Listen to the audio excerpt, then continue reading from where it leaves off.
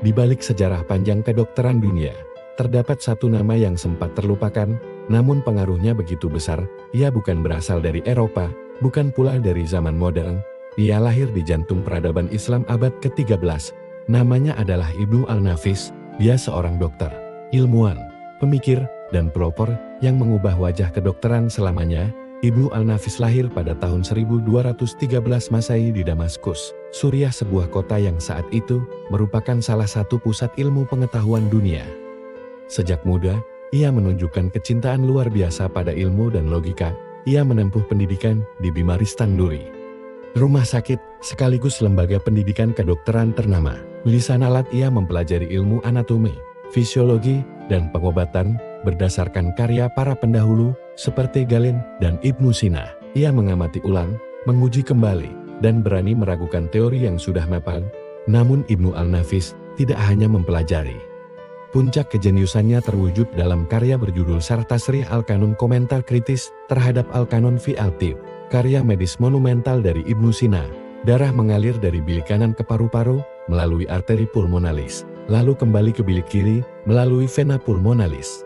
Teori ini menjelaskan bahwa darah perlu melewati paru-paru untuk memperoleh oksigen, sebelum dikirim kembali ke jantung untuk dipompa ke seluruh tubuh. Dalam karya inilah, Ibnu Al-Nafis mengguncang teori yang telah dipercaya dunia selama lebih dari 1000 tahun, bahwa darah mengalir dari bilik kanan ke bilik kiri jantung melalui pori-pori dinding jantung.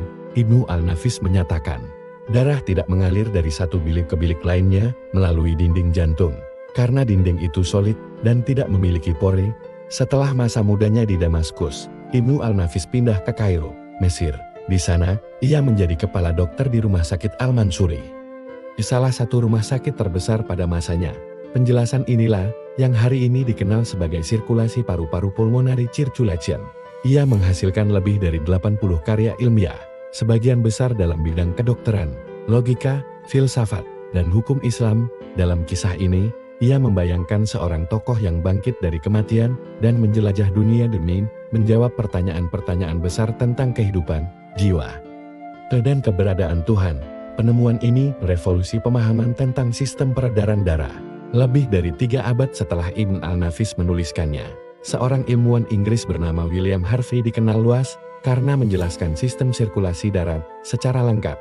Meski selama berabad-abad dunia seakan melupakannya, cahaya dari pemikirannya tak pernah benar-benar padam.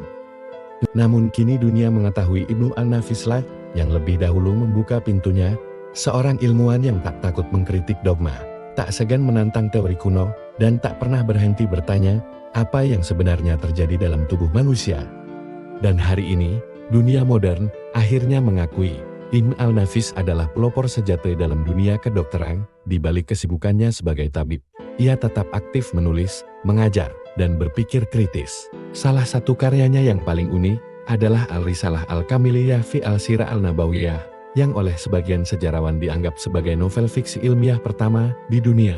Bayangkan, pada abad ke-13, seorang ilmuwan Islam sudah menyatukan sains, spiritualitas, dan imajinasi dalam bentuk sastra futuristik. Ibnu Al-Nafis wafat pada tahun 1288 Masehi di Kairo. Pada abad ke-20, naskah-naskahnya ditemukan kembali. Lebih dari sekadar dokter, ia adalah simbol keberanian intelektual. Warisan Ibnu Al-Nafis adalah pengingat bahwa ilmu pengetahuan berkembang bukan karena keyakinan yang diterima mentah-mentah, tetapi karena pikiran yang merdeka dan berani mencari kebenaran.